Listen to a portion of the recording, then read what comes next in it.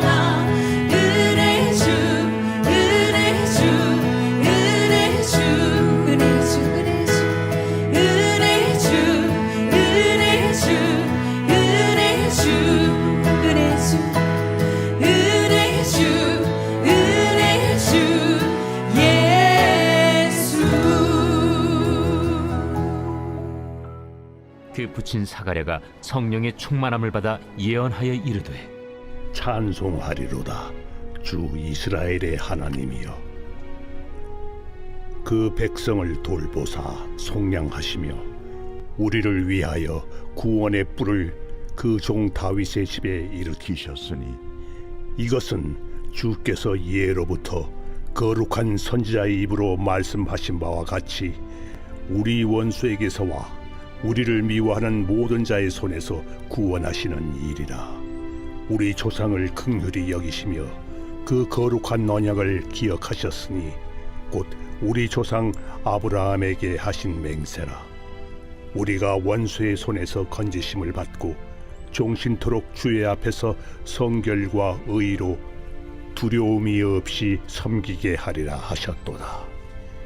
이하여 내가 지극히 높으신 이의 선지자라 일컬음을 받고 주 앞에 앞서가서 그 길을 준비하여 주의 백성에게 그 죄 사함으로 말미암는 구원을 알게 하리니 이는 우리 하나님의 긍휼로 인함이라.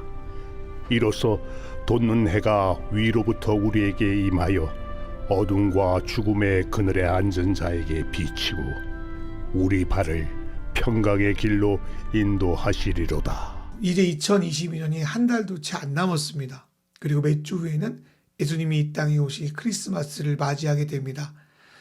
어릴 때는 참 크리스마스가 기다려졌습니다. 산타크로스로 대표되는 선물에 대한 기대도 있었지만 교회에서 행사 준비도 하고 크리스마스 트리도 장식하고 교회 친구들끼리 밤을 새워 놀다가 새벽 성도 돌았던 기록이 지금도 새록새록합니다. 그런데 세월이 흐르면 흐를수록 매년 크리스마스 올 때마다 밑버릇처럼 하는 말이 생겼습니다.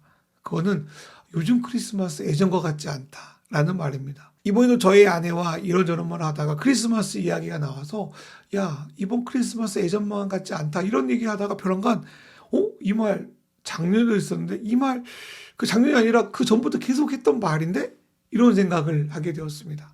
그러면서 왜 예전처럼 크리스마스를 생각하지 않을까라는 생각을 해보니까 결국 내가 그에 대한 기대가 없기 때문임을 발견했습니다. 철이 들고 어른이 되니까 그동안 경험했던 거에 기대어서 올해도 예년과 똑같겠지. 세상에 얼마나 중요하고 재밌는 게 많은데 크리스마스 다 다루가 뭐가 중요해? 뭐 그렇게 넘어버리는 것도 같아요. 또 목회자의 경우는 크리스마스가 일로 느껴지니까 아유 빨리 행사나 끝났으면 좋겠다. 크리스마스 이브 행사도 있는데 또 다음날 예배 준비해야 되네. 뭐 이러다가 훅 지나갈 때가 많은 것 같기도 해요. 그런데 우리는 오늘 오랜 세월을 기대하며 살다가 결국 하나님의 응답이 없자 그 기대를 포기해버린 한 노부부를 발견하게 됩니다. 남편은 사가랴로 제사장 일을 하고 있었습니다. 그러나 그는 소위 잘 나가는 사람들이 모여있는 예루살렘에서 목회했던 사람이 아니라 지방에 있다가 가끔 자기 차례가 될 때 성전에 와서 제사를 드렸던 사람이었습니다. 그리고 사가랴의 아내 엘리사벳은 아론 제사장 가문의 사람으로 이 역시 늘 하나님을 예배하고 섬기는 데 익숙한 여인이었습니다. 하나님은 이 두 사람의 삶을 가르쳐 뭐라고 평가하시냐면 의롭다라고 평가하십니다. 이들은 남들이 보던 보이지 않던 주의 말씀을 성실히 지켜나가는 사람이었던 것입니다. 그런데 이런 이들에게 오랫동안 응답받지 못한 일이 있었는데 그것은 두 사람에게 아이가 없다는 사실이었습니다. 그 당시 아이가 없으면 그 가정에 뭔가 문제가 있어서 하나님 형벌을 받는 걸로 여겨졌습니다.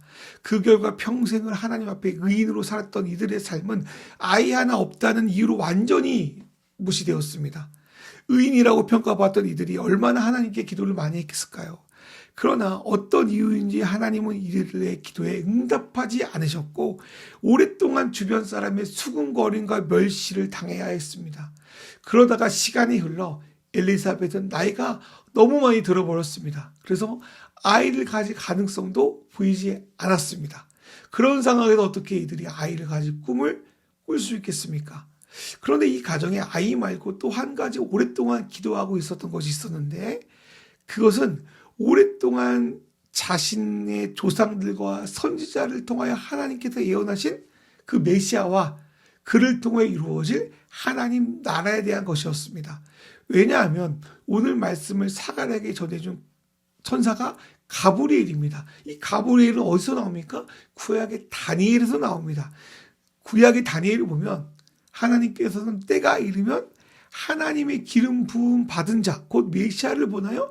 백성의 죄악이 용서할 날을 주신다고 예언하셨습니다. 그러나 아무리 시간이 흘러도 이 예언이 이루어질 기미는 보이지 않습니다. 그리고 점점 그 상황은 어려워지기 시작합니다. 예전에는 급변하는 제국들의 상황 속에 유대인들이 자유나 독립을 얻을 수 있는 그런 틈들이 좀 있었어요. 그러나 이번에 유대를 지배하는 로마 제국은 이전의 나라들과 전혀 비교할 수 없을 정도로 터무니 강한 나라였습니다. 그런 가운데 하나님의 나라의 도래는 헛된 소망처럼 보였습니다. 그런 상황에서 예언의 말씀만 믿고 살아가기는 너무나도 힘에 부쳤습니다. 그래서 어떤 이들은 신앙을 떠나 로마의 지배에 순응하기도 하고요. 백성의 삶은 도외시한 채 자신들만의 규율을 만들어서 자기 만족을 위한 수단으로 사용하기도 했습니다. 그런 현실에서 유대의 상황은 마치 엘리사벳과 사가랴의 가정처럼 어떠한 소망도 나타나지 않는, 생명이 나타나지 않는 그런 처참한 상황이었던 것입니다. 그런데 전혀 기대하지 않고 있었던 그 순간에 사가랴에게 가브리엘 천사가 나타나 하나님이 너의 기도를 들어주셨다며 너에게 요한이라는 이름을 지을 아이를 줄 뿐 아니라 그 아이를 통하여 하나님의 나라를 이루실 메시아를 준비시키겠다고 말씀해 주신 겁니다. 하지만 오랜 기간 이루어지지 않았던 시간이 길었기 때문에 이 사가랴는 무려 천사가 직접 나타났음에도 그 천사가 전한 메시지를 온전히 믿지 못합니다. 이러한 사가랴의 모습은 크리스마스가 와도 별 기대가 없는 사람들의 모습과 비슷하고요. 더 나아가 오랫동안 예수를 믿고 살아가지만 이제는 지쳐 더 이상 주님의 역사하심을 기대하지 못하는 우리의 모습과도 닮아 보입니다. 그럼 여러분은 이 땅에 하나님이 어떤 모습을 우리에게 가져다 주시길 기대합니까? 물론 기복신앙처럼 세상의 성공이나 엄청난 물질 같은 것도 별로 기대하지 않을 거라고 생각합니다. 그러면 무엇을 여러분 기대하고 있습니까? 개인 삶뿐 아니라 우리 주변의 이웃들, 우리가 산 이 세상 속에서 주님의 사랑과 정의의 통치가 조금이나마 이루어지기를 기대하고 있지 않습니까? 최소한 이 땅에서 신앙의 양심을 지키고 살아갈 수 있는 힘과 은혜를 소망하고 있지 않습니까? 그래도 이 땅의 교회 성도들이 조금이나마 빛과 소금의 역할을 감당하기를 원하고 있지 않습니까? 그러나 우리네 삶에서 그 바라는 일들은 잘 찾아볼 수가 없습니다. 의인 사가랴 엘리사벳이 죄인으로 오해받는 것처럼 주님의 뜻대로 살아가려고 애쓰는 이들은 오히려 어려움에 처하고요. 주님의 이름을 이야기하지만 세상과 별다를 게 없는 삶을 살아가는 사람들은 오히려 성공하는 모습을 우리는 많이 봅니다. 그러다 보니까요, 오늘 우리 삶에서 하나님의 선하신 뜻과 역사가 나타날 거라는 기대는 어느샌가 사라져버리고 하루하루를 그냥 기대 없이 보내는 경우가 너무 많은 거예요. 그런 우리에게 하나님의 천사가 나타나서 기대해라, 사모해라, 너의 기도가 이루어졌다 하면 정말 그 말이 믿어질까? 저는 안 믿어질 것 같아요. 기뻐할까? 오히려 근심이 생길 것 같아요. 정말 이게 이루어진다고요? 정말 이거 늦은 거 아니에요? 그렇게 사가랴처럼 반문하지 않을까? 그런 생각을 하게 됩니다. 이번 한 주 대림절 묵상집으로 좀 묵상하고 있는데 그 묵상집의 내용들이 대부분 하나님이 이루실 새로움을 기대해라는 말씀이었습니다. 묵상을 하면서 정말 이번 대림절을 통하여서 우리가 보는 책을 읽는 그 가족들에게 그러한 주님의 통치가 좀 경험되기를 참 간절히 바라게 되더라고요.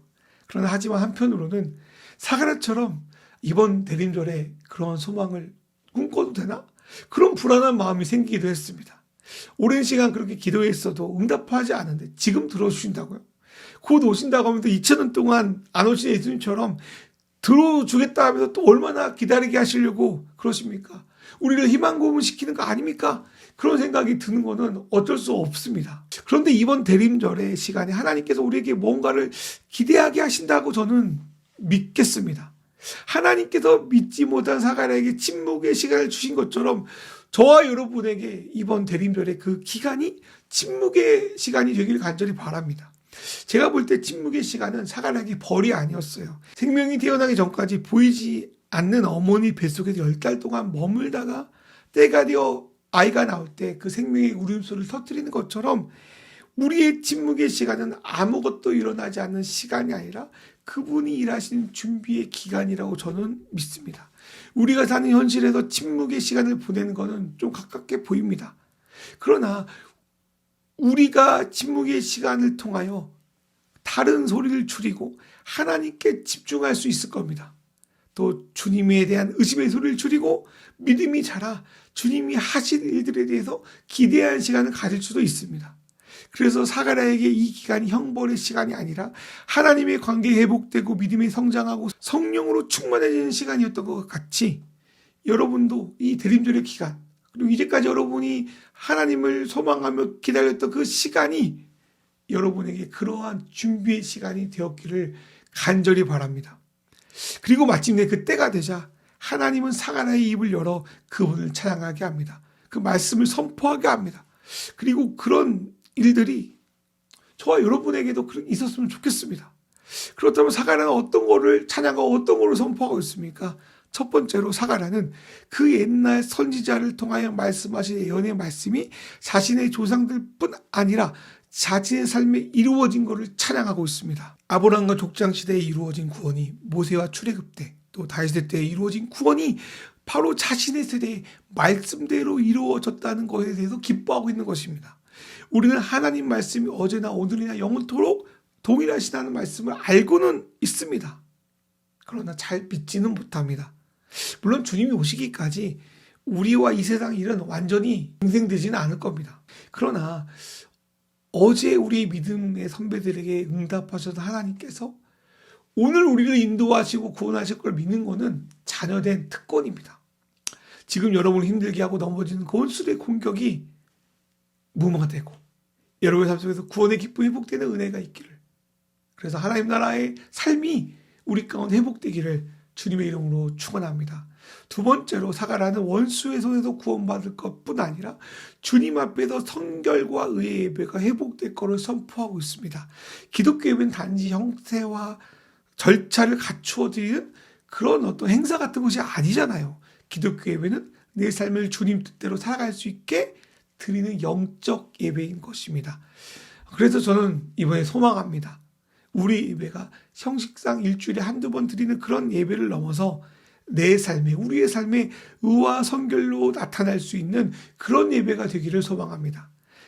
하나님을 만나서 세상에 쫄지 않고 주님의 뜻을 분별하고 살아가는 그런 예배가 우리 가운데 계속적으로 이루어지기를 간절히 소망합니다. 이번 대림절에 우리 안에 그런 예배가 지금 이 자리뿐 아니라 여러분의 삶에서 계속적으로 이루어지기를, 여러분의 삶이 성결과 의로 바뀌기를 간절히 축복합니다. 세 번째로 사가랴는 태어날 자신의 아이가 어떤 삶을 살지를 예언했습니다. 저는 이 아이에 대한 축복의 말씀이 우리 다음 세대에 대한 말씀이기도 하지만 앞으로 이 세상을 살아가야 되는 저와 여러분을 향한 하나님의 메시지라고 저는 해석하고 싶습니다. 세례 요한이 예수님의 초림을 준비하는 자였던 것처럼 우리도 주님의 다시 오심을 준비하는 자들이기 때문입니다. 그때도 지금도 우리를 통하여 이 세상을 향한 비전을 하나님은 계속적으로 품고 계십니다. 그것이 무엇일까요? 먼저는 77절의 말씀처럼 주님의 뜻을 잘 모르는 주님의 백성들에게 구원의 복음이 무엇인지를 알려주는 것이 바로 그것입니다. 또한 하나님께서 어둠을 뚫고 솟아나는 동쪽의 해 같은 놀라운 빛을 우리를 통해 비춰줘서 그 빛이 우리를 통하여 또 다른 이들에게 어둠과 죽음의 그늘에 앉아있는 에게 전달되게 하시겠다는 비전이 바로 그것입니다. 그런데 이러한 비전은 너무나도 멀리 떨어져 있는 것처럼 보여요. 거대해 보여요. 우리가 감히 우리의 지금 현실에서 이루어질 수 있을까? 의심하게 될 수밖에 없습니다. 그러나 한 사람 사가랴의 기도가 세례 요한에게 이어진 것처럼 우리의 기도가 우리와 또 우리와 관계하는 이들에게 연결되기를 간절히 바랍니다. 그리고 이 말씀은 때로는 잘 보이지 않고 평범해 보이는 우리의 삶이 주의 재림을 준비하는 그 하나의 길로 준비되고 있다는 것을 우리에게 알려주고 믿게 만듭니다. 사랑하는 마신교회 성도 여러분, 광야의 물을 만드시고 사막에 강을 내시는 하나님께서 이 대림절 기간 여러분의 삶 속에서 길을 내시고 강을 내셔서 여러분의 삶이 갇히는 삶으로, 상황과 환경이 아니라 주님으로 기뻐하는 삶으로, 그리고 오늘 말씀처럼 사가랴의 노래가 이루어지는 그런 삶으로 이루어지기를, 그래서 하나님께서 저와 여러분에게 새로움을 바라보고 새로움을 꿈꾸게 하시기를, 그런 노래의 삶이 되기를 주님의 이름으로 축원합니다. 우리 시간 기도하겠습니다. 하나님 아버지, 어느새 우리 안에 주님에 대한 기대가 사라졌는지를 돌아봅니다. 이번 대림절에 새롭게 일하실 주님을 기대하는 마음을 허락하여 주시옵소서. 하나님께서 침묵의 시간을 통하여 사가랴를 훈련시키고 깊게 만나신 것처럼 우리 안에 의심의 소리를 줄이고 주님의 말씀으로 채우게 하소서. 침묵 끝에 터져나온 사가랴의 노래가 우리의 노래가 되게 하셔서 약속의 말씀이 이루어지고 성결과 의의 예배가 회복되며 우리의 삶을 통하여 주님의 빛을 비추는 삶을 살게 도와주시옵소서. 우리 시간 같이 기도하겠습니다. 주여 보자.